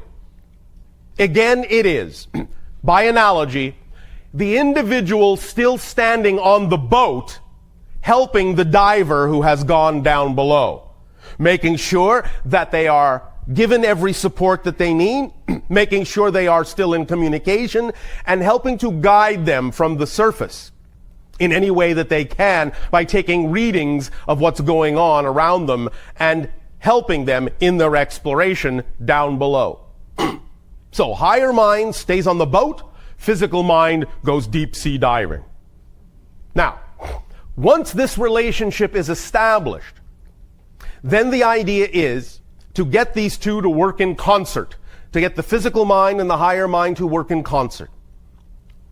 Now, because your view deep, deep, deep under the ocean is limited, as it is when you go as a spirit deep, deep, deep into physical reality, the idea is to rely on the higher mind, the person on the boat, to be able to guide you to the horizon because they can see farther than you can. The deeper you go in the ocean, the darker it gets, the murkier it gets, the less visibility you have. The deeper you go into physical reality, the more limited your point of view can be. But you can always rely on the fact that the higher mind, still up there on the surface on the boat, can see clearly to the horizon and can, with the proper communication, guide the diver in the proper direction. So the idea then is to recognize that because you will experience a kind of disconnection from the surface, disconnection from the higher realm, it is important to rely on the communications of the higher mind for guidance. However, the paradox is that very often, not so much that it has to be this way anymore in your reality, but especially in your history, diving deeply into physical reality has created the kind of disconnection and the kind of forgetfulness and the kind of limitation that allows you to not even remember you have had a higher mind. And therefore, you have created within yourselves, nevertheless, as part of your template, an urging within the physical persona to seek the higher mind. Because the higher mind knows, and the spirit knew when it formed the template, that it was highly likely the physical persona might get lost in the darkness. So it always gave the physical persona that one seed, that one spark, that urge to go toward the idea of the light, to go toward the idea of the higher mind, and to form that reconnection. This is expressed as the creative desire, the desire for love. That is what that is. The feeling of desiring love, the feeling of love, the desire to express oneself fully, creatively, in that sense, is different ways of expressing, of experiencing the seed that is created in the template that urges you back in that direction, urges you to reconnect with the higher self. Now, again, because of the degree of disconnection experience and the degree of forgetfulness that exists in the idea of physical reality, we understand that even that can sometimes be distorted, be clouded, be filtered. Nevertheless, the urge is there. It is always driving you to look for that which allows you to feel complete. And in many ways, when many of you are looking for things to allow you to feel complete, that's actually what you're looking for. You're looking for your connection to the higher mind, to reconnect, to form that relationship with the higher mind. We understand that many of you may, because of the forgetfulness, because of the filtration, because of the disconnection, because of the distortion, you may interpret the idea of that which you need for completion in a variety of different ways. Some individuals will feel that desire for completion by expressing it through the need for another person, or the need for sustaining oneself with food, or many other things. This idea, however, is all predicated on the notion that what you're actually looking for is that reconnection to the higher self. This is not to say it cannot be expressed in a number of ways, or that those things cannot to some degree represent part of the path of reclaiming that connection. But very often, because of the forgetfulness, the physical mind and the ego structure may assume that the thing that in some sense is on one level representative of that reconnection is the reconnection itself, and it is all that is needed for the reconnection, and it often stops you short of making the reconnection, because then you become fixated on the symbol of the reconnection rather than the reconnection itself. Now, the idea of the ego structure is basically this. It is simply for the purpose, its really only job is simply for the purpose of keeping you focused as a physical personality in your physical reality experience. That's its job. It's just to focus you in physical reality. Ego, in a sense, is like the diving mask that gives you the ability to have a clear view underwater, so that things are not too murky, so that you can see, sort of, at least to some degree, what is ahead of you, where you are going. It brings things of the physical reality into focus so that you can concentrate on them, so you can focus on them, so you can have a physical reality experience. It creates the idea and reinforces the idea of the belief systems that are part and parcel of the template of your consciousness, of your personality structure that you have created, reinforces them so that those beliefs can be experienced as fully as possible. That's why every single belief is self-reinforcing. Because the ego's job is to add energy to it, add focus to that belief, to make it seem as if no other belief is possible, in order for you to focus on the belief strongly enough to actually have the physicalized manifestation and the experience that goes hand in hand with that particular belief you are holding to be true at any given moment. So the ego's job is to amplify those beliefs, to keep you focused in physical reality, to keep you focused in that experience. But when there is a degree of forgetting that exists to the extent that it has in your reality, very often, because of that sense of disconnection, because of that experience of disconnection, Not that you're ever really disconnected, because you cannot be, but you can create the experience of disconnection to such a degree that the physical personality structure, the ego structure, can forget that it's not actually the one in charge, can forget that it has a helpmate in the template reality called the higher mind, can forget that it is not doing this alone. And in suddenly finding itself in the experience of being alone, it starts to build up the idea of fear. It starts to reinforce belief systems in a way that perpetuates its existence beyond the necessary level that it is actually required to generate for its continued existence. It starts to think that if it is all there is, then it's in charge of everything. The burden and the weight of the world is on its shoulders. The responsibility for everything that happens in your physical reality is up to the ego structure, and it starts to take on that job when it is not built for that job. It starts to burden itself, stress itself. And in that way, it starts to break down. It starts to do wildly incongruous, wildly irrational things to strengthen itself, and strengthen itself under the feeling that it is crumbling under the weight. And by constantly reinforcing and strengthening itself in a way it was not designed to do, it can become extremely dense, extremely crystallized, and very difficult then to allow to expand back out into its more relaxed state, its more relaxed focus. And when it gets that concentrated, the amount of energy the ego puts into belief systems that are generally fear-based are going to be almost overwhelming.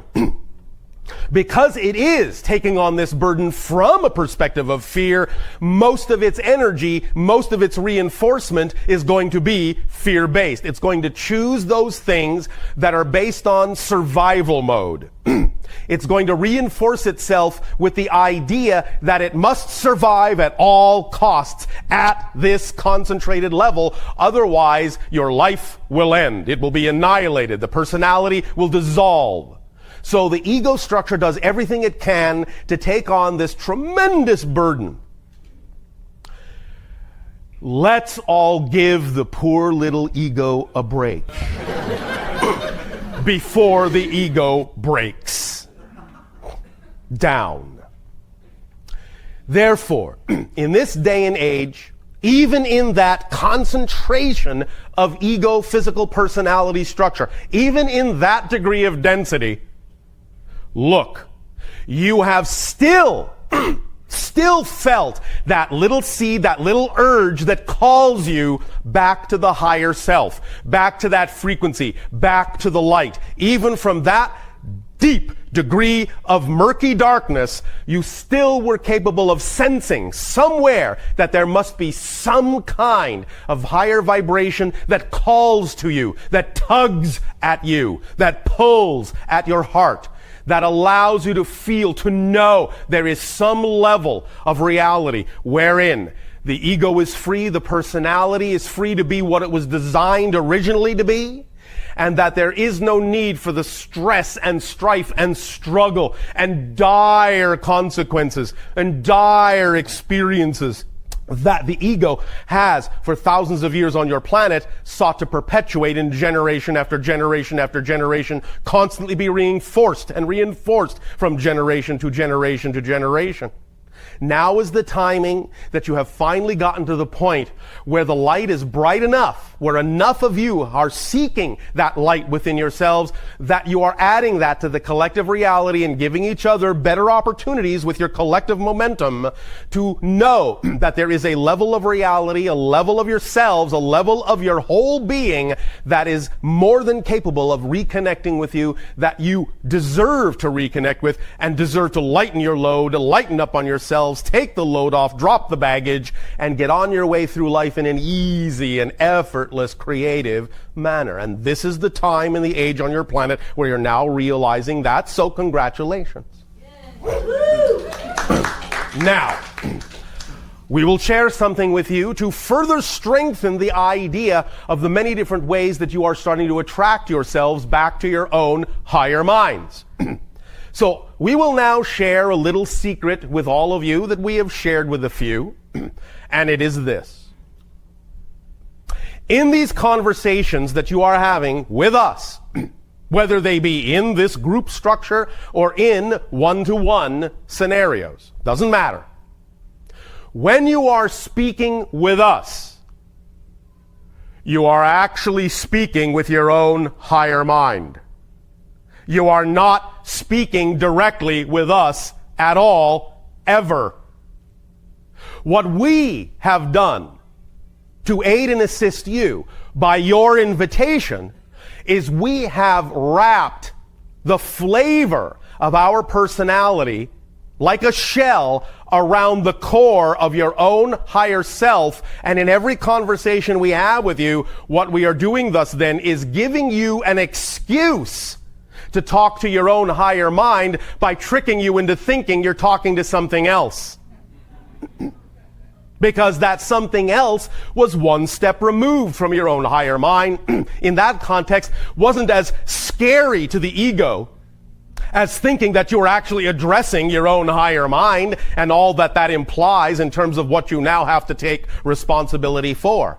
Therefore, the idea is that if you could find some vibration, some representation of a being that at least would represent that level, but was still one step removed, then it wouldn't be quite as scary and you could deal with it at your own pace in a comfortable way.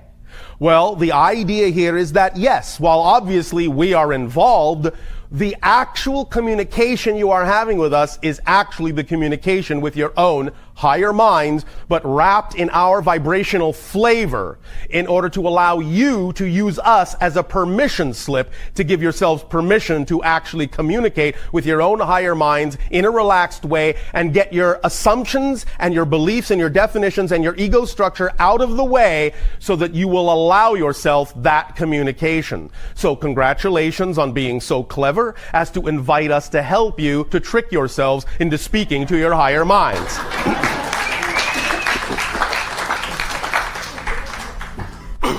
Now, with this realization, then you can begin more and more every day in every way to relax the idea that there is fear attached to speaking and reconnecting to your own higher mind. The ego can now be taught that it will not die. It will not be annihilated just because you are going to make a conscious reconnection to your higher mind. It will be given the opportunity to just do its job in a relaxed, creative, and loving way. It will be given its proper place in the idea of that whole person structure. It will be allowed to simply perform as it was designed to perform. It will not be overburdened with tasks and jobs that do not belong to it, and not only do not belong to it, but for which it is not designed, not capable of actually carrying out. As we have said previously in other transmissions, physical personality is not designed, is not capable, literally not designed to know how something is going to happen. It's not designed to read the giant template where the higher mind resides. It is only designed to know how something is happening or has happened in physical reality. So the idea is that when the ego forgot that it was connected to the higher mind, it thought it needed to take on the duty, the job description of the higher mind of trying to figure out how everything is going to happen. Well, this is my dream. This is my desire. Now, how am I going to make that happen? I don't know, but I'm going to try. I'm going to struggle. I'm going to pull a little at this. I'm going to grab at straws. I'm going to reach out, flail around till I can figure out how to make this work, how to force it to work, how to push everything together in the way that I want it to be. When in fact, it's simply the idea of allowing the higher mind to bring it to you in the way the higher mind knows is best for the whole person that you have chosen to be and best for the themes that you have chosen to explore. Only the higher mind knows how it is best for that to happen, because only the higher mind can see all the way to the horizon, can see the full path ahead, knows where all the twists and turns are, and thus knows what is actually the quickest route to the manifestation of your dreams. But when the physical ego thinks that it knows the best route, it will constantly be slamming into walls, bouncing off of rocks, banging its head into walls, and all sorts of things, because it believes that it knows, and it is the only thing that knows, and it will insist on going certain ways that it has been taught to believe is the quickest path to its dreams and desires, but which very often is actually the longest route. So instead of going around these things, around the things that it defines as obstacles, it will stand in front of them and constantly bash itself against these obstacles instead of listening to the higher mind that tells it that even though it may seem to take a little longer to go around, it's actually the quickest route, because by going around you will go that much more quickly than the time it will take for you to stand there and smash your head against the wall until you finally figure out you're not going to go through it. So the idea, again, is to recognize that physical mind does not have the capacity to know how something's going to happen. Let that be the job of the higher mind. Just allow the physical mind to enjoy what it is brought, to see how it happened, to marvel at the synchronicity of how the higher mind was capable of organizing events, so that it would serve the idea of the theme you chose to explore in the most loving, creative, beneficial, joyful way possible, most playful way possible. You must learn that the physical mind and the higher mind need to work together in order to be the whole person. Because if, in that sense, you are only using your physical personality, your physical mind, in an attempt to figure out how everything is supposed to work, you are literally walking through life half-witted. You're only using half of your full mind. So the idea is to understand that you really don't have a whole mind until you form a reconnection and a relationship and a communication style with the higher mind that allows you free-flowing trust, free-flowing communication in that relationship of functioning like a whole being. Now, imagination has been given as part of the personality structure to allow it to understand that it always has access to the higher mind. Imagination is the conduit, the pipeline to the higher mind and from the higher mind. But again, when the ego structure becomes so crystallized, so densified that it thinks it's the one in charge and has to figure every single little thing out, it will not trust the imagination. It will shut the door to the imagination because it seems unreal, superfluous, having nothing to do with what the ego has determined are the necessary things it must do to get where the person wants to go. So it will close and constrict that pipeline, and it will not trust the imagination because it seems like the imagination is irrelevant, has nothing at all to do with what the ego has determined are the necessary steps. But what it has done by doing that is it has constricted the flow of communication coming from the higher mind that is actually the kind of information the physical personality needs in order to actually relax itself and move on through life in an effortless way. The idea,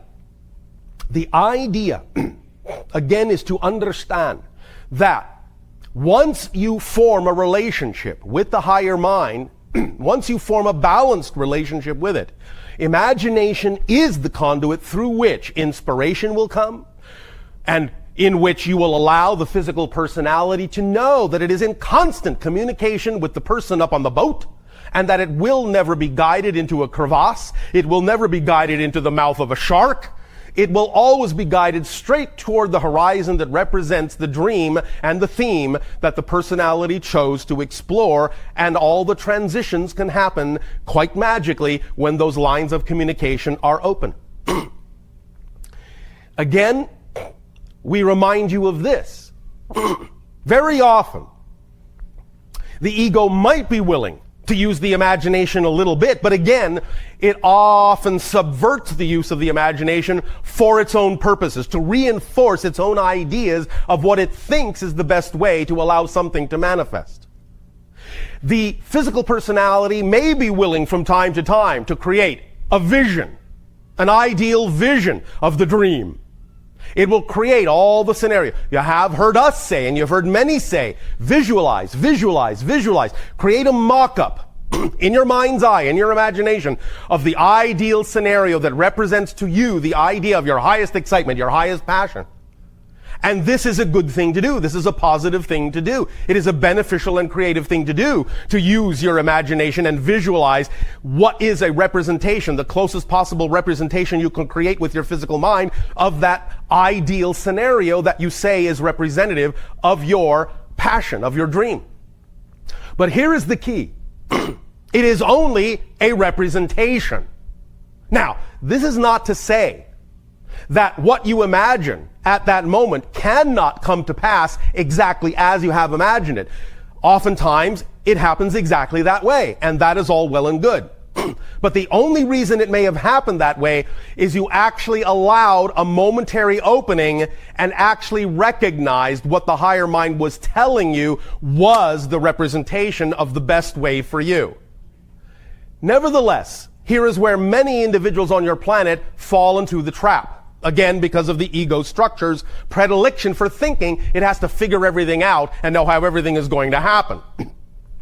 When the ego structure may make a vision that is representative of the ideal reality, what the ego tends to think, because it thinks of itself as the highest possible authority for your person, it tends to think that that vision it has created by using imagination in that way to paint that picture in your mind, it thinks that that's the highest possible way in which that reality could manifest.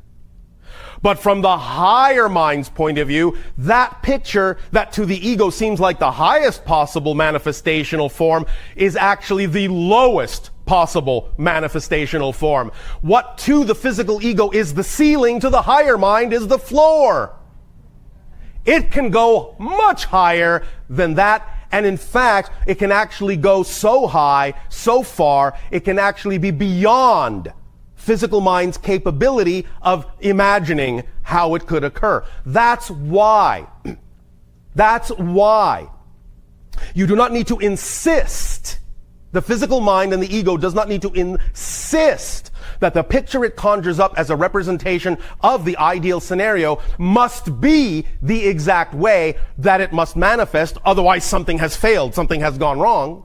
It is just used as a template to pass on to the higher mind the basic idea that represents, pay attention, the proper vibrational state of being that the physical being needs to experience in life in order to perpetuate its joy.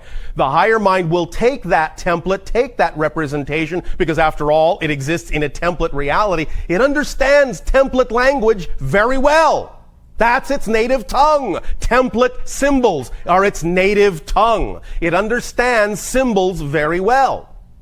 It will take that symbol and recognize that that symbol simply represents the proper state of being, the proper energy that needs to be created. And so the higher mind will then take that symbol and it will reach out to all the things it understands are available, all of the how can this happen sort of thing, and it will match those things to the proper template frequency and then bring that into the reality, the opportunities for the physical mind to act upon. But when the physical mind hesitates to act on the synchronicities that are brought to it because the ego says, I don't recognize that as the template I set up, and doesn't trust that the higher mind could have actually brought it the opportunity it wants in a different form other than what the ego determined it should be, it will refuse to act on those things. It will refuse to recognize those as opportunities. Those opportunities coming from the higher mind will even be invisible to the physical mind. It just simply won't even know they are even there to be acted upon.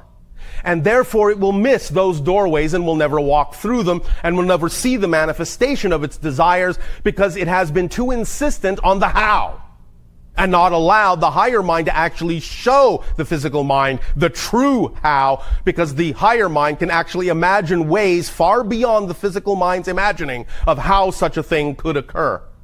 So, all well and good to set up the parameter of a visualization for the physical mind, but don't insist it must manifest that way, because the higher mind might be capable of bringing it to you far greater than you ever imagined. Let it. Let it. Let it. At least, that's our suggestion. It's up to you.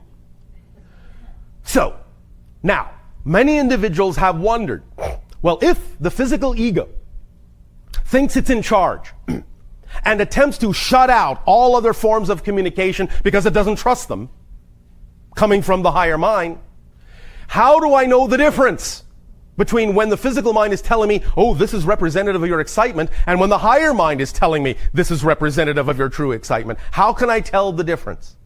Because if the ego is attempting to trick me into staying its course, because it thinks if I veer off that we're going to die, it's going to dangle all sorts of carrots in front of me to get me to stay on that course. So how do I tell the difference between that kind of a carrot and the carrot that represents going in the direction of my true self?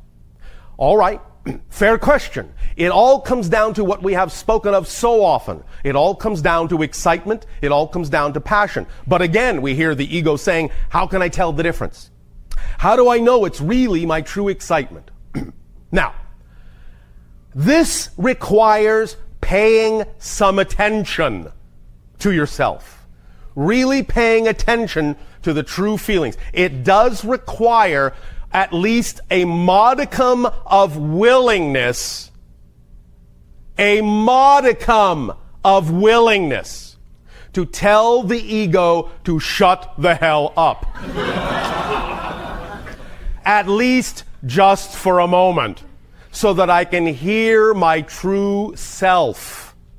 At least take a breath. At least take a pause. At least stop and wonder whether or not you are actually being shown something that is representative of a fear or something that is representative of a joy. Because we understand that when you're in that confused state, anxiety can actually seem like excitement. And excitement can actually seem like anxiety.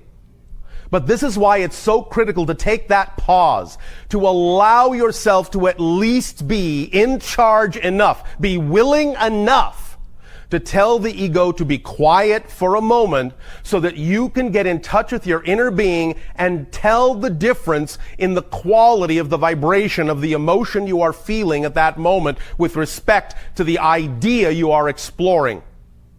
If you are quiet for that moment and willing to be open to be shown what it actually is, you will be able to tell the difference. You'll be able to develop the discernment of the difference between the vibration of fear and doubt and the vibration of joy and certainty. You will be able to tell the difference because that ability to tell the difference is built into you. It's built into your consciousness. And at that level, you all know the difference.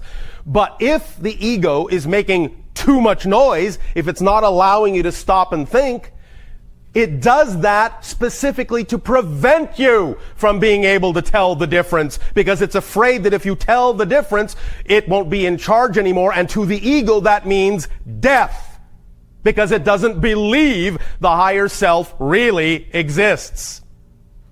So, it's all about finding that space of balance and peace within yourself that will allow you, even if only just for a moment, to allow the ego to be quiet enough so that you can use the natural mechanism of balance within your being that will tell you what the flavor of the emotion you're feeling is, and thus, by identifying the flavor of the emotion, that will then put you in touch with what kind of belief and definition you would have to have in order to be generating that emotion. And then you will know whether it comes from the physical negative ego or from the higher self, whether it is representative of fear, whether it is representative of excitement.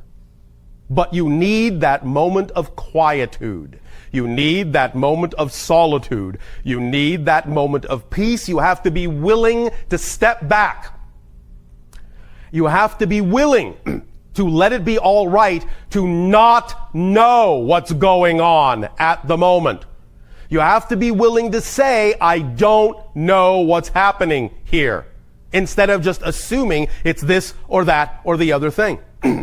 So anytime you find yourself in doubt about what you're experiencing, take that moment and say, I don't know what's happening, and that's okay. And in that moment where you have actually admitted that you don't know what's going on, you can find the balance, the quiet, the peace, the stillness that will actually then start to allow you to be more sensitive to the quality of the vibration of what's going on and give you more capability of having more insight as to what you are experiencing and what you are dealing with in terms of the physical mind or the higher mind. So that's the first step in forming the relationship, in reconnecting, in remembering who you are as a whole person. That's the first step, is just taking a moment of quiet, of pause, of stepping back into a neutral place and letting it be all right to not know what the answer is. As soon as you allow yourself to be all right in that balance point, you can allow the natural senses you were created with to begin to fill that stillness, to fill that little void of quietness, and they will begin to be heard. But you have to be quiet to hear them at first, because they have been suppressed for so long in your society that at first it will only seem like a whisper, but you'll recognize it. In the quiet, if you truly allow the quiet to happen, there will be no other sound, and thus you'll be able to recognize the quality of those little whispered voices for what they are. And as soon as you really start paying attention to what they are, you can start to guide yourself with them in the direction of your preference.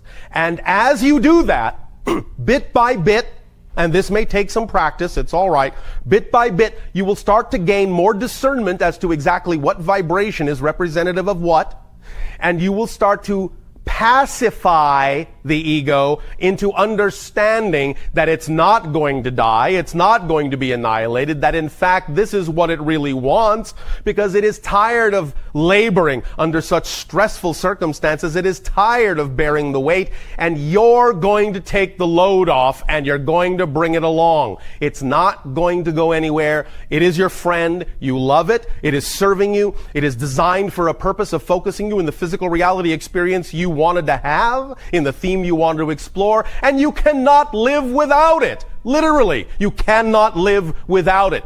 So in that sense, while you are forming a more loving relationship with your higher mind, the key to forming a more loving relationship with your higher mind is to actually form a more loving relationship with your ego and not allow it to continue to burden itself unbearably when it has no business doing so, because it was never designed to handle that kind of weight, that kind of stress. So it's all about loving all aspects of yourself enough to be trusting enough to let them fall back into their proper place in the relationship, do the job they were designed to do, and thus then allow yourself to be loving enough to yourself to reap the benefit of that balanced relationship between physical mind and higher mind, so you can function as a whole person. Does this make sense? Yes. All right. Having said that, we may now, if you wish, open to questions and... Bashar. Good day to you. First, gratitude. So much gratitude that it is your passion and your pleasure to Our deep appreciation to you as well. With us in this way. So my first question is one that's been of a concern to our peoples for over 100 of our sidereal periods. I don't think we come to a consensus yet. And I've done a diligent search, have not found an instance in which this question was posed to you. You've answered it, so this is as good a time as any. How much wood could a woodchuck chuck if a woodchuck could chuck wood? If a woodchuck could chuck wood, he would chuck as much as he could.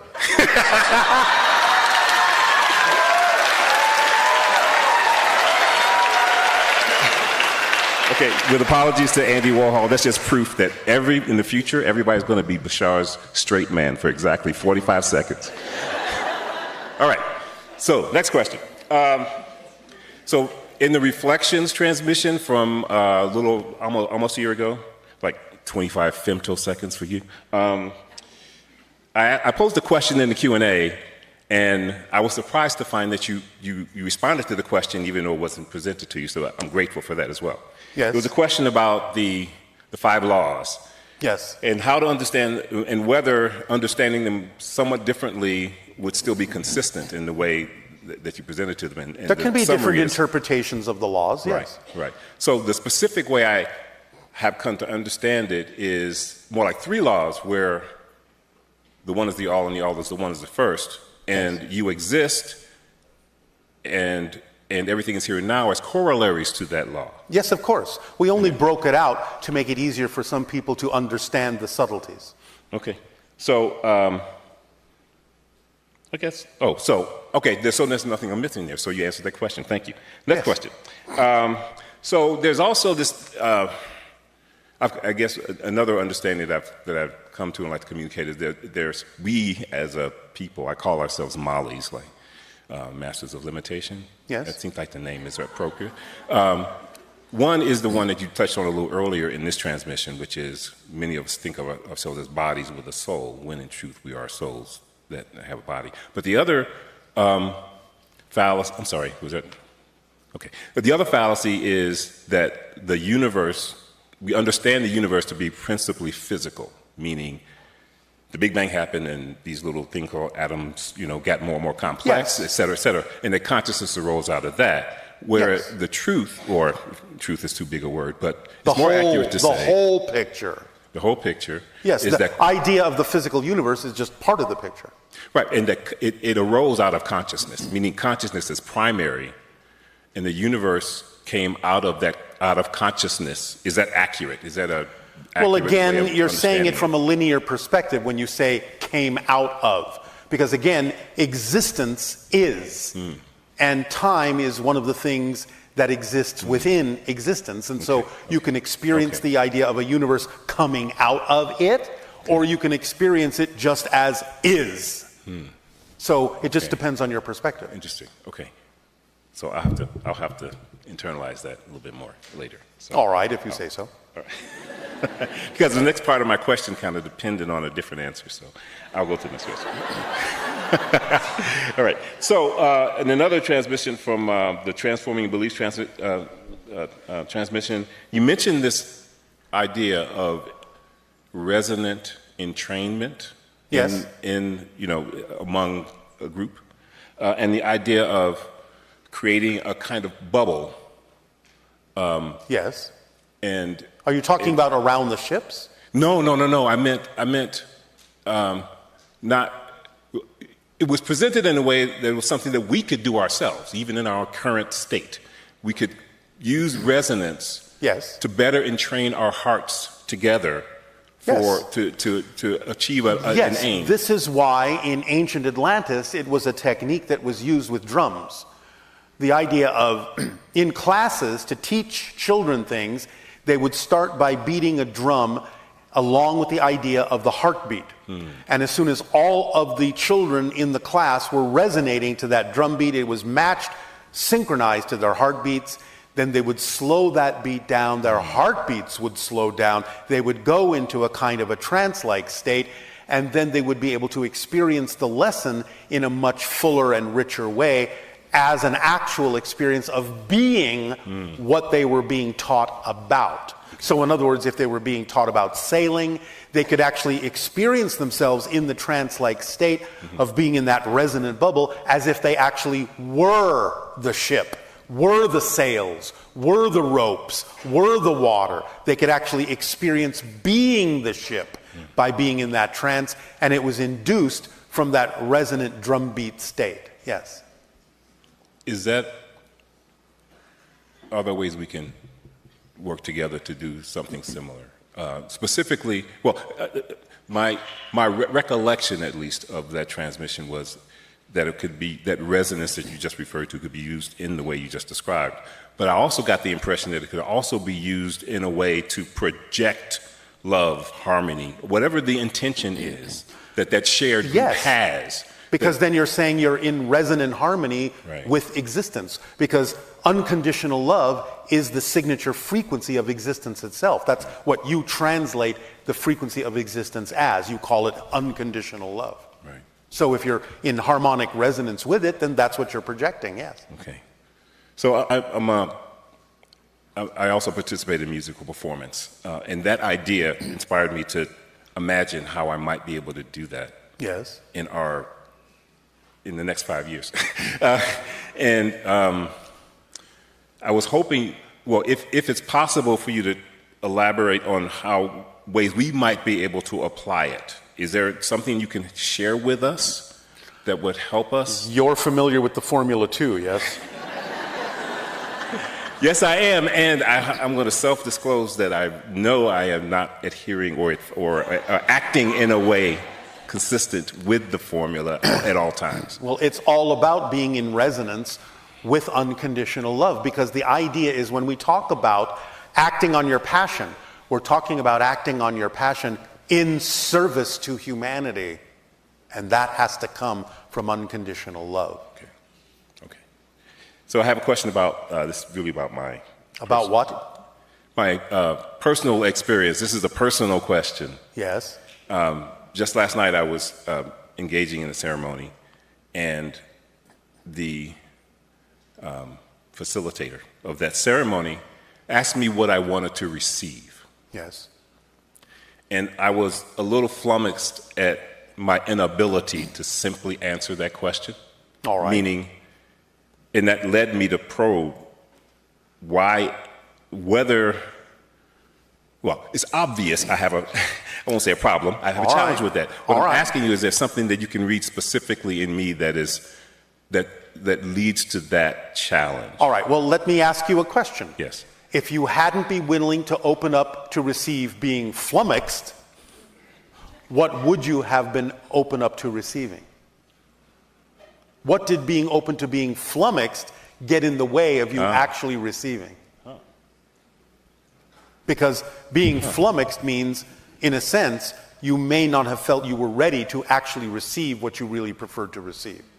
So why aren't you ready for that? That's the question to examine within yourself. Is there a fear connected to that idea of receiving something that you really know you wish to receive, but get in the way by being flummoxed, by being hesitant? Is that what the fear-based belief within you is going, don't do that yet, you're not ready for that yet, so be flummoxed. So that's the question to ask yourself. What is it that you could have received that you might not have felt ready to receive that caused you to react by being flummoxed? Thank you, Bashar. All right? Yes. Thank you very much. Immense gratitude once again. Thank you. All right. Thank you.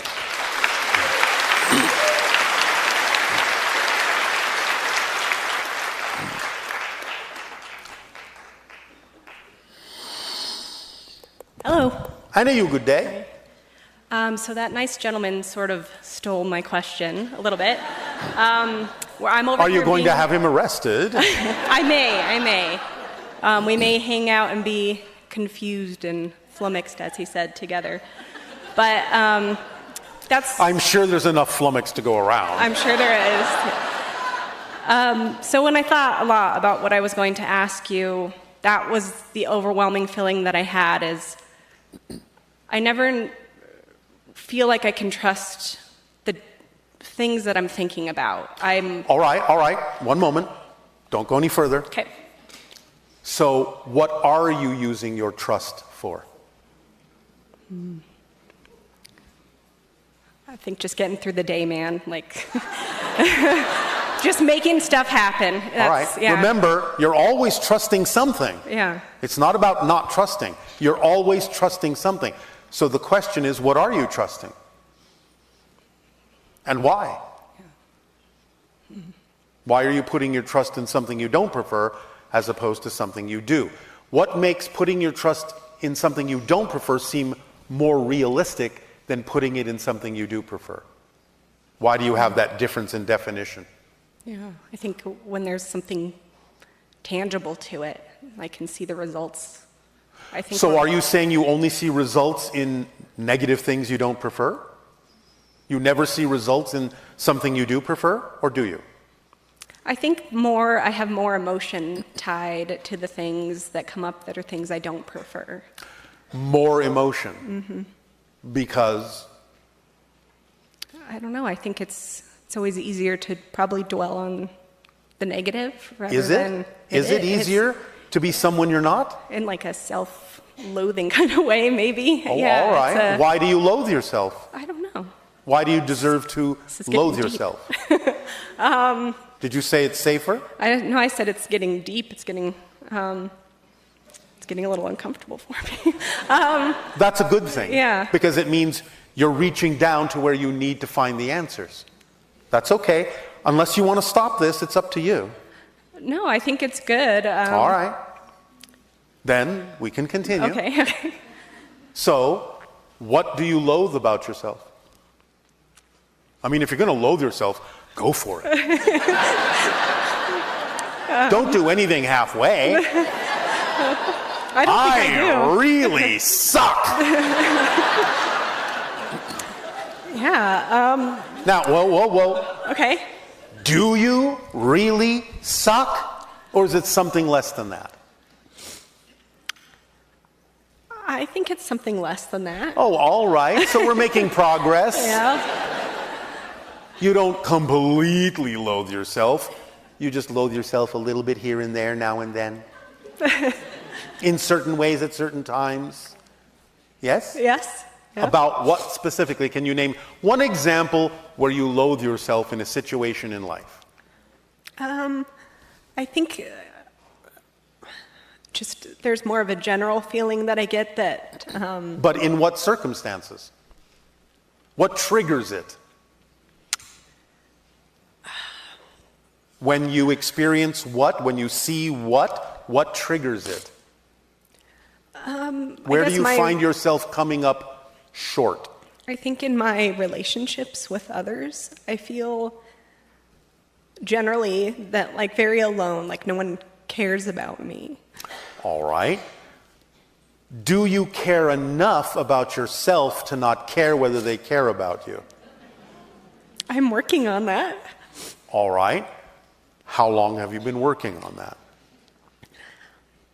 I would say always, my whole life. Your entire life. Well, your entire life isn't over yet.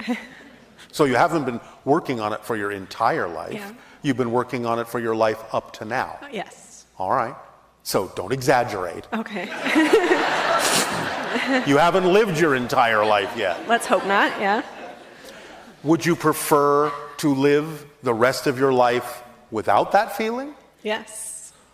How do you know you would prefer to live the rest of your life without that feeling if you don't know what it would feel like to live without that feeling? Ooh. Ooh, tricky. Listen carefully, how do you know you would prefer to live the rest of your life without that feeling if you don't know what it feels like to live without that feeling? Because you can't perceive what you're not the vibration of. So what part of you suddenly goes, oh, I think it would be nice to live without that feeling of feeling this if I didn't actually have an experience of having that feeling?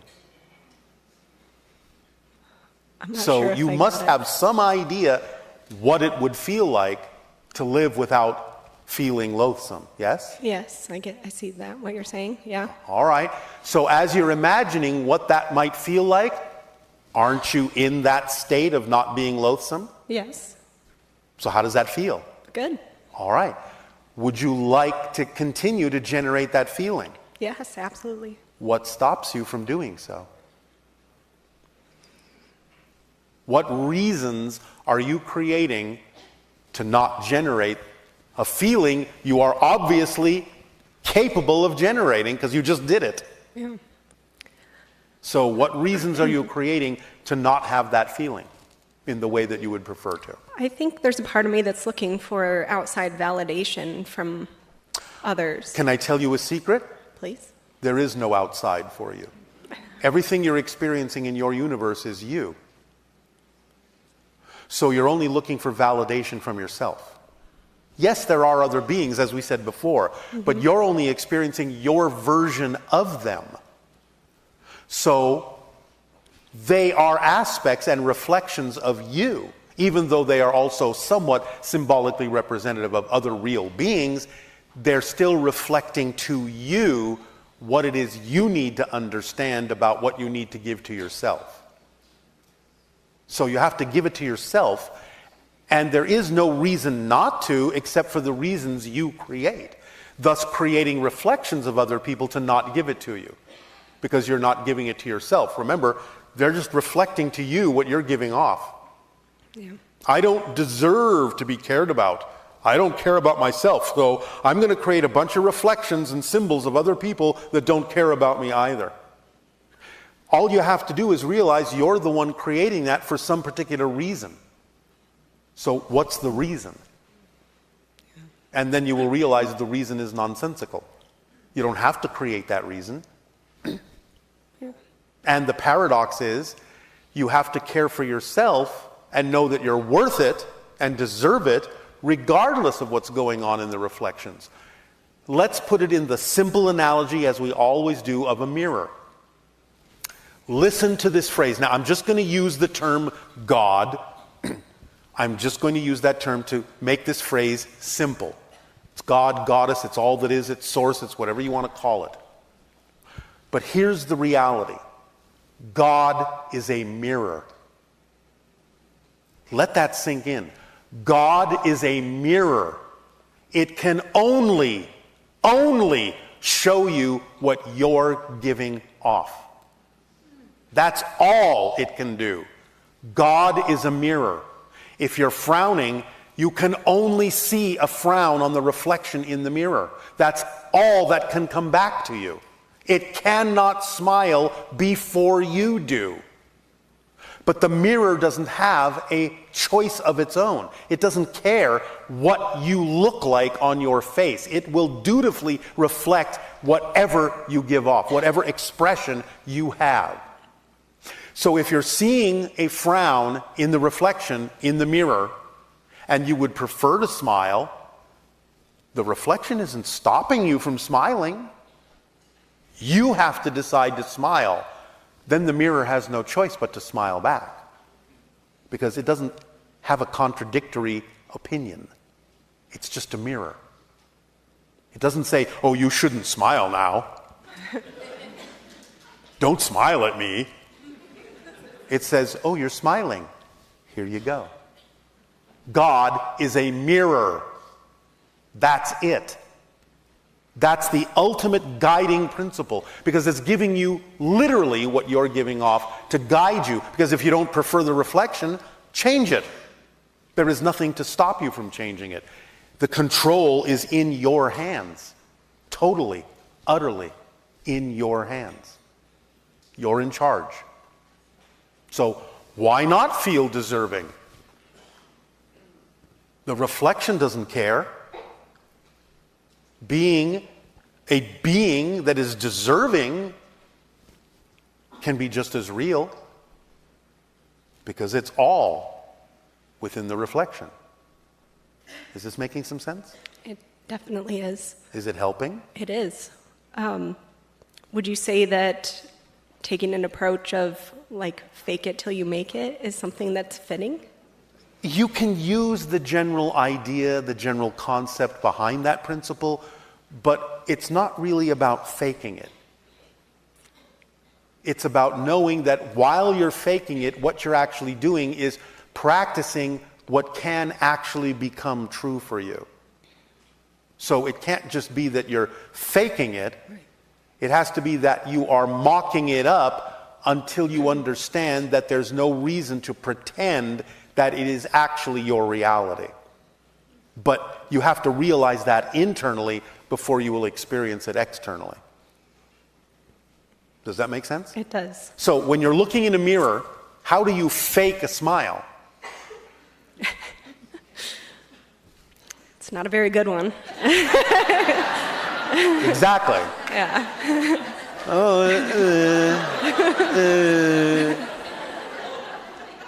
The mirror is going to do this too. Is that what you prefer? No. Probably not. No. So finally you will say, well, yeah, it's not really about this, it's just about this. Because that feels good. That's who I prefer to be. And the mirror goes, okay. So, yeah, sure, you can go and fake it, but that's what you will see in the mirror.